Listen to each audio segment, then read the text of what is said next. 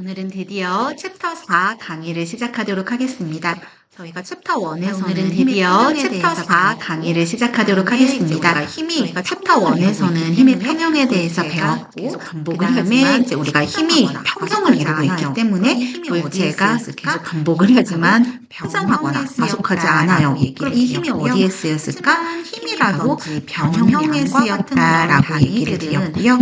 하지만 힘이라든지 변형량과 같은 그런 단위들은 항모의 소재의 특성을 비교하는 데 어려움이 있기 때문에 이것을 노멀라이즈 해준 응력과 그 다음에 변형률로 변환을 해서 우리가 챕터 2에서는 응력, 챕터 3에서는 변형률에 대해서 배웠어요.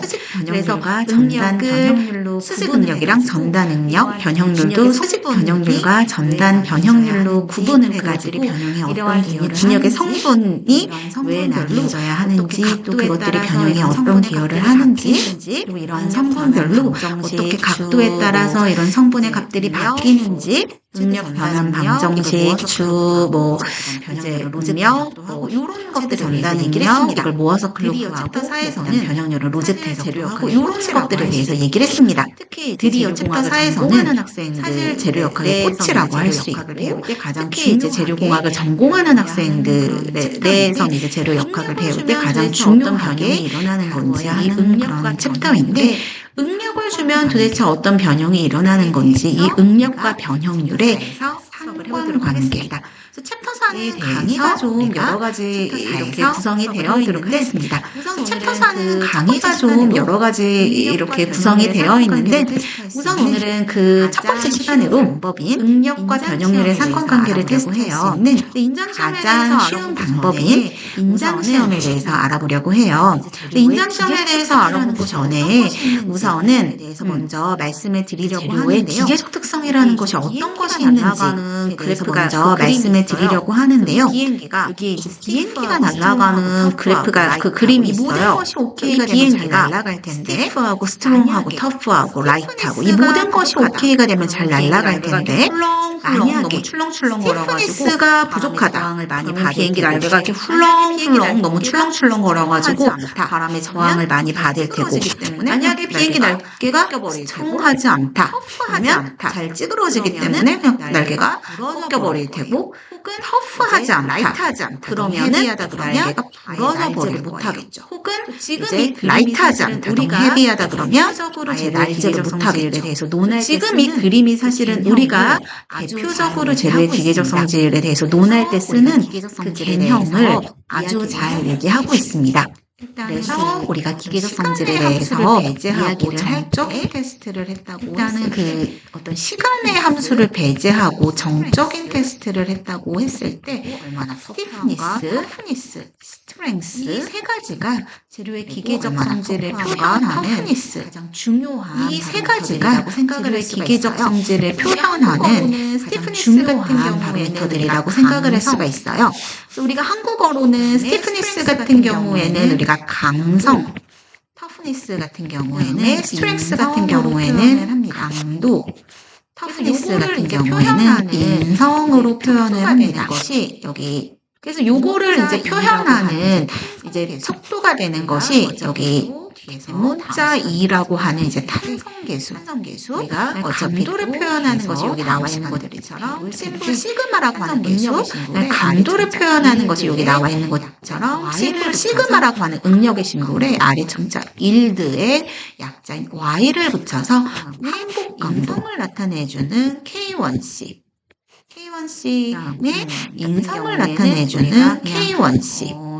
파괴인성 같은 경우에는 우리가 그냥 이러한 어떤 파괴인성 이런 값들이 주어져 있으면 그 값을 보고서 얘는 강성이 좋은데 얘는 강도가 센데, 이런 값들이 주어져 있으면 그 값을 보고서 얘는 강성이 좋은데 얘는 강도가 센데 인성이 아주 우수하네, 이런 것들을 비교적으로 이렇게 판단을 할 수도 있고, 이 파트에는 이 시스템에는 이 정도는 되는 기계적 특성을 가진 재료가 쓰여져야 됩니다. 이렇게 설계안이 나오면 재료의 그런 데이터들을 보고 적합한 재료를 코스트나 밀도까지도 다 고려해서 선정을 할 수가 있겠죠. 이렇게 재료의 기계적 특성을 나타내주는 속도가 세 가지 될 것 같은데요. 이거를 제가 인성이 있다. 생각을 하시면 될 것 같은데요.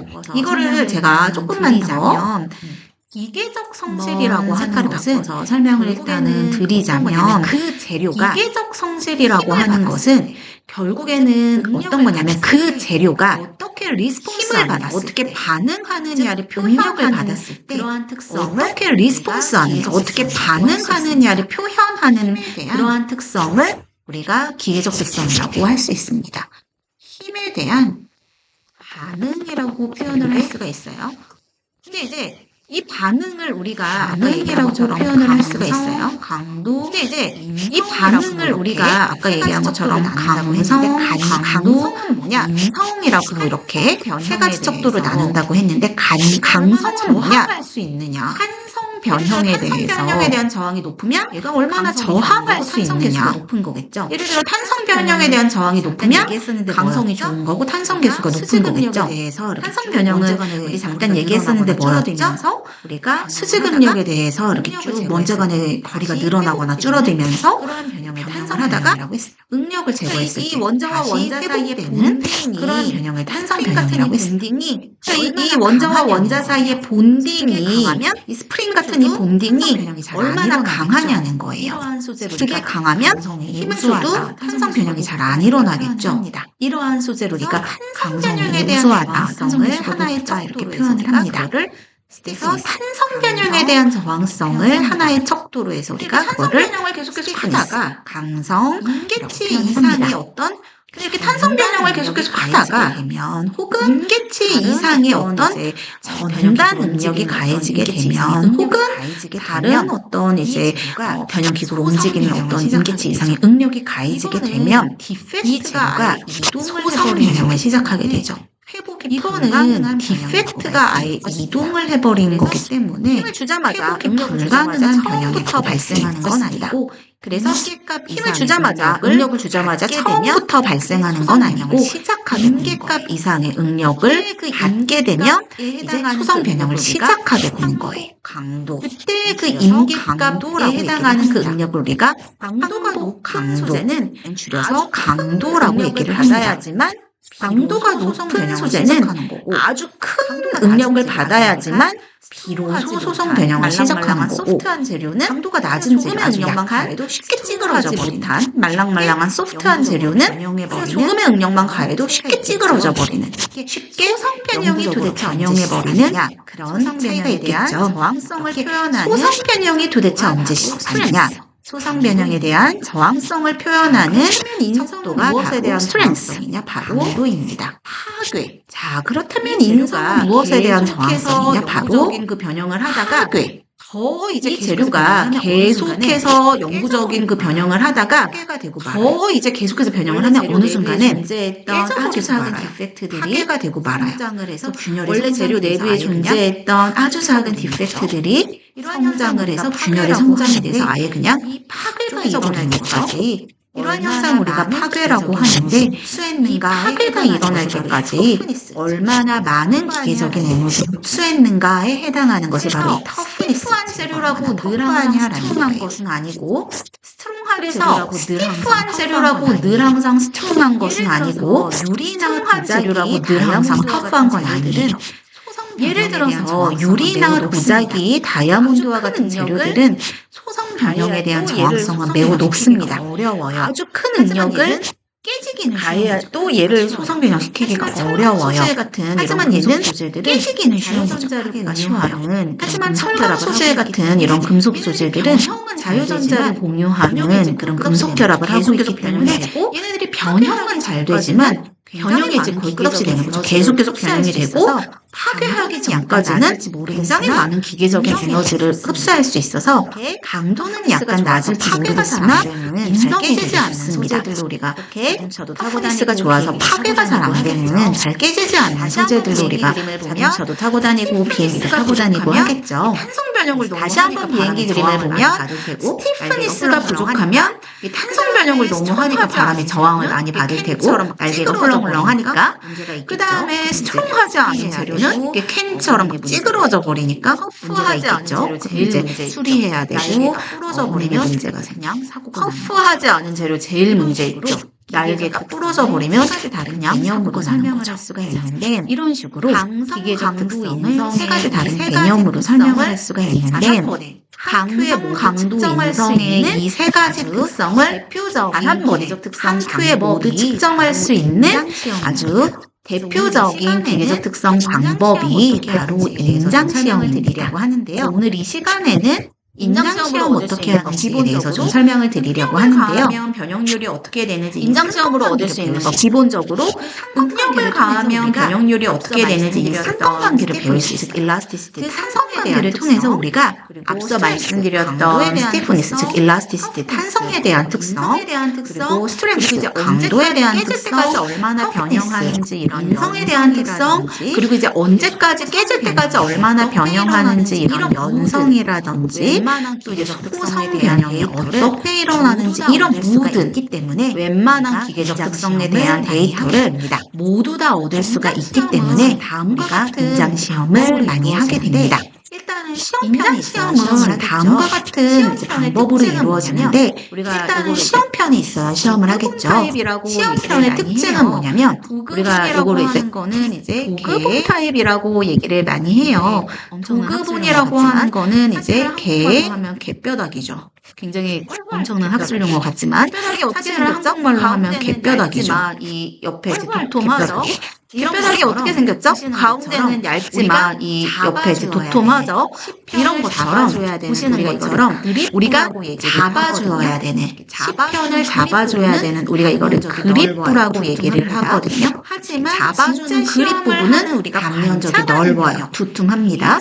하지만 진짜 시험을 하는 우리가 관찰하는 영역 게이지랭스 부분은 그립보다는 단면적이 게이지랭스 부분이 얇기 때문에 그립보다는 게이지랭스 부분에 같은 축 하중이 걸려도 게이지랭스 부분의 응력이 집중되겠죠. 그래서 게이지랭스 부분이 주로 변형을 하고 그립부는 그대로 가만히 변형하지 않은 채 끝에는 두툼한 이러한 개뼈다귀 가운데는 얇고 끝에는 두툼한 이런 시편을 사용을 해서 인장시험을 합니다. 인장시험은 그래서 이걸 이제 봉상제를 타입으로 이렇게 원기둥 형상으로 할 수도 있고 아니면 내가 이거를 판제를 만들어 나변을 해서 판판하게 만들었다 그러면 판형 플레이트 타입으로도 할 수 있지만 중요한 건 잡아주는 그립부는 단면적이 넓어야 되고 내가 관찰하는 게이지랭스부는 단면적이 좁아야 된다. 땡기는 인장이니까 이제 시편을 여기다가 이렇게 걸어놓고서는 땡기는 인장이니까 이렇게 땡기면서 관찰하는 인장시험을 하게 될 텐데요. 인장시험에는 중요한 것이 사용이 된다고 두 개의 중요한 센서가 사용이 됩니다. 로드셀입니다. 센서가 두 개가 사용이 된다고 했는데 첫 번째 센서는 뭐다? 로드셀입니다. 센서 1, 얼마나 힘이 걸려 있는지. 로드셀에서는요. 두 번째 센서는 바로 얼마나 힘이 걸려 있는지라고 하는 센서예요. 두 번째 센서는 바로 익스텐서미터라고 하는 센서예요. 여기서는 무엇을 측정하느냐? 바로 변형량을 측정을 합니다. 우리가 얘가 몇 밀리미터 변형되고 있는지 1분에 60Hz로 데이터를 받아라. 우리가 100Hz 데이터를 받아라. 이렇게 내가 뭐 1분에 60Hz로 데이터를 받아라. 100Hz 데이터를 받아라. 이렇게 설정을 해주면 당연히 시험을 시작하기 전에 0초인 상태에서 센서에서 당연히 이런 식으로 또 0뉴턴 그 다음에 변형량도 0mm 이런 식으로 일단 데이터가 있겠죠. 그런 다음에 내가 로드셀과 익스텐서미터라고 하는 센서니까 이 센서 두 개 로드셀과 익스텐서미터라고 하는 센서를 로드셀 같은 경우는 매달려 보면 나의 무게를 알고 있기 때문에 저 같은 경우에는 로드셀 같은 경우는 내가 이제 매달려 보면 나의 무게를 알고 있기 때문에 중력 가속도를 곱해서 물론 이제 정확한 방법으로 캘리브레이션 잘 센싱이 되고 있고 캘리브레이션 할 수도 있겠죠. 물론 이제 정확한 방법으로 캘리브레이션을 해야 되겠지만 하지만 이제 내 눈을 믿을 수가 없는 거죠. 이 로드셀이 이렇게 과하게 하중을 측정하고 있지? 이렇게 할 수도 있겠지만 어쨌든 센서는 모든 실험의 기본은 센서를 이용한 실험은 센서를 주기적으로 잘 캘리브레이션을 해야 된다. 이 교정이 잘 되어 있지 않으면 데이터를 얻어 만져봤자 그 데이터가 다 오류이기 때문에 그 다음에 이제 무조건 시험편을 여러분들 실험을 할 때 센서의 캘리브레이션 너무 중요합니다. 그 다음에 이제 시험편을 고정을 하고 0점 조절을 한 다음에 이제 익스텐서미터라고 하는 이 변형량을 측정하는 장치를 시편에 부착을 해서 실시간으로 변형량을 측정할 수 있게 합니다. 그 다음에 이제 마지막으로 위아래로 그 크로스헤드를 이렇게 움직여주면서 조정을 해주면서 땡겨주는 거예요. 그럼 이제 시간이 불쌍하지만 우리가 이게 쭉쭉 늘어나게 이렇게 해서 겁니다. 1초가 지나고 10초가 시간이 그냥 내가 뭐 0.1초가 지나고 이렇게 해서 1초가 지나고 10초가 지나면 점점 얘가 같은 속도로 이렇게 윙 하면서 당겨지고 있으면은 예를 들어 이게 0.1초 지났을 때 0.1mm 움직였다. 그럼 얘가 1mm 변형량이 늘어나고 너무 과장됐지만 이런 식으로 계속 컨스턴트하게 이 변형량이 늘어나고 있죠. 그것에 점점 멀어지고 있겠죠. 길이가 길어지고 있겠죠.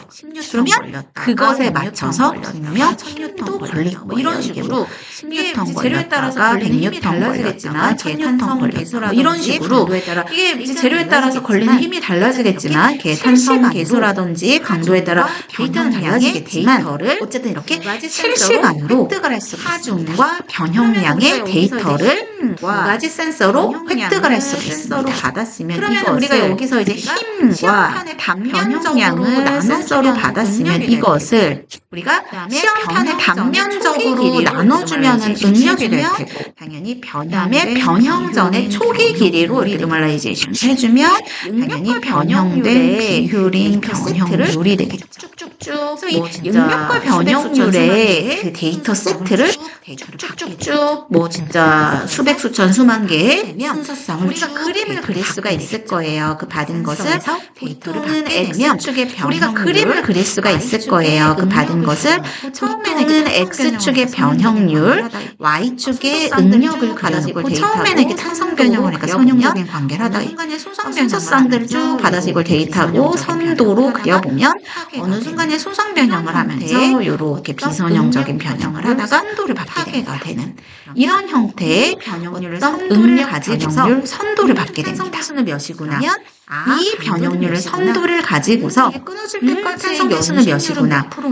강도는 몇이구나. 이게 소성가공이 이게 끊어질 때까지의 연식률은 몇 프로네. 그 다음에 이게 소성가공이 일어나는 동안 가공영화 지수는 몇이었군.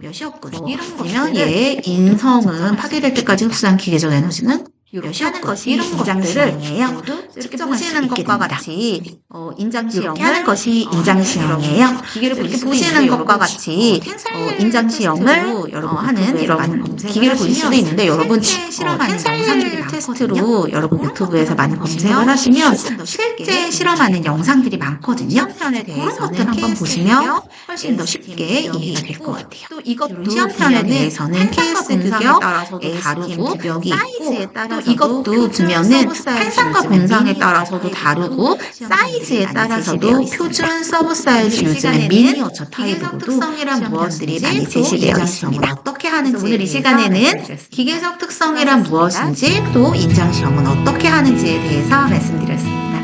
수고하셨습니다.